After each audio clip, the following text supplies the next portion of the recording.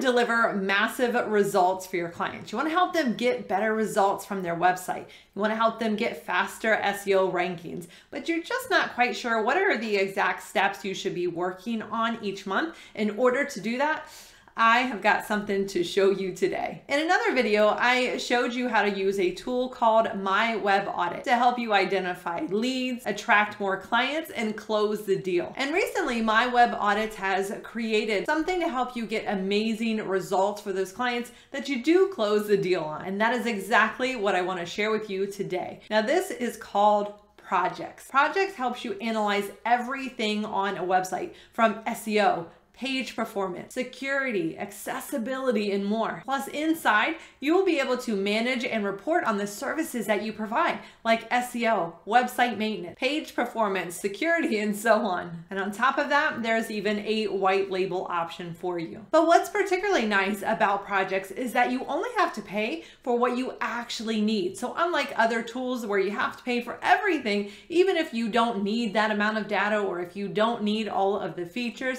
with this, it's different. So this can start off very, very affordable. And as you scale to have more clients, or you have much bigger sites, or you need more data, you can just slowly scale as needed. And although Projects is part of MyWebAudit, you do not need to have a MyWebAudit subscription in order to use Projects. So let's look at how to help your clients perform better. And if you're wondering what you should be working on each month, well, this is going to show you. Here we are on our dashboard, and as I mentioned in another video, we talked about audits and better leads. So that way we can find new leads for our business, attract clients, close the deals. That's what those tools are for. But in this case, we are going to be using Projects. We'll start with that. So what we want to do is we want to start off by putting in our website details, and this is going to check the site for hundreds of data points across a number of categories. So you want to select the areas that matter to you, and then we're going to click on next here. So we want to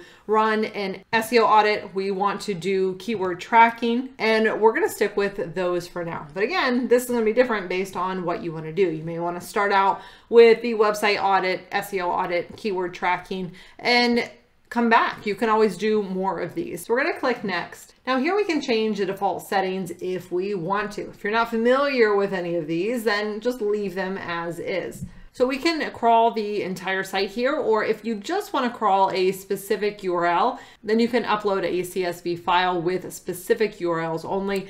We're going to stick with the entire site. And then we want to see how deep do we really want them to crawl.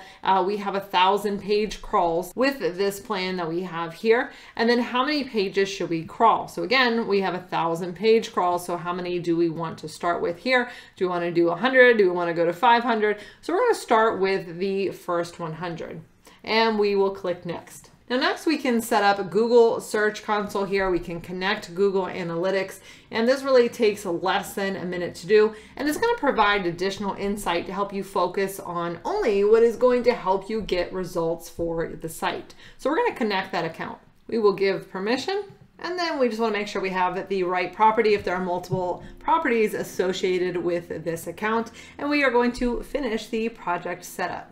Now the project is now being set up. Now, how long this can take really depends on how large the site is, how many pages are being crawled. Obviously, the more pages that are being crawled, the longer that it can take, but they will send you an email when it is done, or you'll be able to see here in your dashboard. So we'll come back here in just a bit once this has finished. Our project is now ready. We can see we have a health score of 40%. So this number is going to be out of 100. We can see the number of URLs crawled, the number of issues that have been found. And we see several icons over here. And this is going to allow us to view the scan results, rerun the scan results, but we can also run other audits. We have the WordPress audit, accessibility audit, website audit, SEO audit, run the Google reports, and change some of the project settings here. But let's go ahead and go into the project. So now here on our dashboard, we can see again, we have the health score. And when we click into any of these, this is going to bring us to more information specifically about this. We can see the number of issues again here. And then once we go ahead and run some of these other audits, once we take care of some of these initial issues here, then all of that is going to appear here. Now we did connect Google Search Console. If you did not, that's going to appear down here as well. But we can also go ahead and connect Google Analytics so that we can get better insights and more actionable recommendations. So I do recommend that you do that. Now you are going to see that you can find and track your keywords here as well, but let's take a quick look over here at the navigation here on the left. As you work, you can collapse this navigation as you get familiar with these icons, just to give you some more space here. But we have all of our pages, our issues. As you can see, we have an SEO audit here, but this can be broken down by on-page, technical, SEO, links and crawlability, SEO Insights, which we're going to come look at here in a second. But this is really what we have run here, this SEO audit, and we can see all of the issues that it has come up with. Now, what you can do, especially if you have run this audit on a high number of pages and you're looking at this long list of things to do and you're starting to feel a little overwhelmed, what you want to do is filter. So you can click on Add Filter, and what I like to do is click on Impact, and we can sort by high, medium, or low. So I always want to start with what is high impact, meaning what are the things that I can do that are going to make the biggest difference to my rankings and traffic. And let's start there. As we can see here, we've already taken care of all of these issues. So what we can do is we can change that, and then let's move on to the medium issues here. So here we go. We have all of these medium issues. We have 5 pages that don't have the brand in the meta title. We have some pages without an optimal title length or meta description length. 20 pages are missing alt text on the images, but we also have some things here that have been done. But what you'll notice here is this learn more column. So this is helpful because this is going to show you, of course, how do you fix it? So how do I fix it? And you can learn more about what this means. And some of these are also going to include links. So you can see here, for instance, with schema, you can learn how to get started with using schema by visiting the schema.org site. And you can also test your website schema using Google's structured data testing tool. So what we can do is, let's say we want to look at the 5 pages that don't have the brand in title. So we can click on the action or the title here, and it's going to take us in here. So 15 of the pages that were audited passed this, but we have these 5 here. Now you'll notice here we have a few icons, so we can go ahead and view the details of this. We can view the entire page details, or notice this, we can add it to a to-do list, which I'm going to show you because this is really, if you are trying to figure out what are the tasks that I need to work on, this to-do list here is going to be helpful for you. But every time you get to one of these reports, you're going to be able to simply click in, and then it's going to show you what's going on here. So it's going to give us a little clip here of the meta title and description. It's saying that we don't have the brand in titles. It wants us to add the brand name right here to the end of this title. Again, you can always hover over these little question marks. It gives you more details on this. But let's take a look at what else we have over here. All of these audits over here under the SEO audits, this is really going to help you with your on-site issues. You're going to be able to rank higher in search engines, drive more traffic as you get through some of these here. We have a performance and security section, which I haven't run just yet, but this is going to help you make sure that your site is more secure, it performs faster, it improves user experience. We have a WordPress audit here. This is going to identify WordPress specific technical issues, helps your site stay up to date, be less vulnerable to malware attacks. So that's really good to have. And then we have our accessibility audit. Now this is going to make the site more accessible for those with disabilities, and it's going to help you be more compliant with website accessibility legislation. So that's something that you don't want to just push under the rug. You want to make sure that you are taking care of.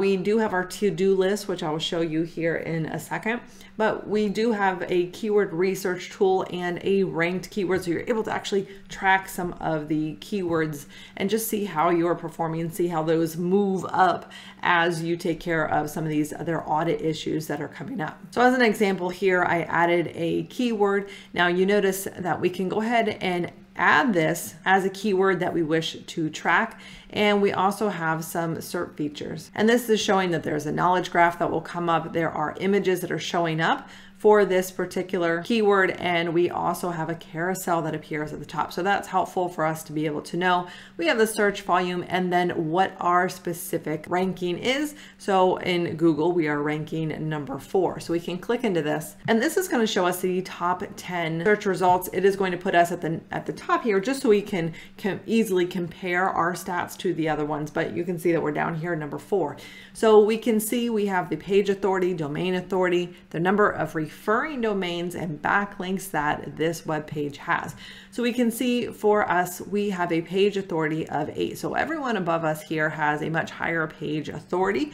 But as this page was optimized, this is probably going to be increasing here. But we are still outranking all of these pages that also have a higher page authority. So this on-page optimization that was done has helped. Also, the domain authority, 2 of the 3 are higher than us as well, but we're still doing pretty good. If we look at the domain authority of the other pages, we are a little bit lower than them, but still performing better. And we can also see the backlinks that are coming in here that we need to work on that probably if we want to boost this up a little bit more. But as this particular page was just optimized, we'll probably just leave this alone here for a little bit and see how just the on-page optimization is going to bump this up further, since it has already increased quite a bit here. So what we can do here is we can also go over to our ranked keywords. Now this is giving some keywords that we can possibly go ahead and add over here. We can just click on those if we wanted to add any of these over here. But what we can also do is add keywords ourselves.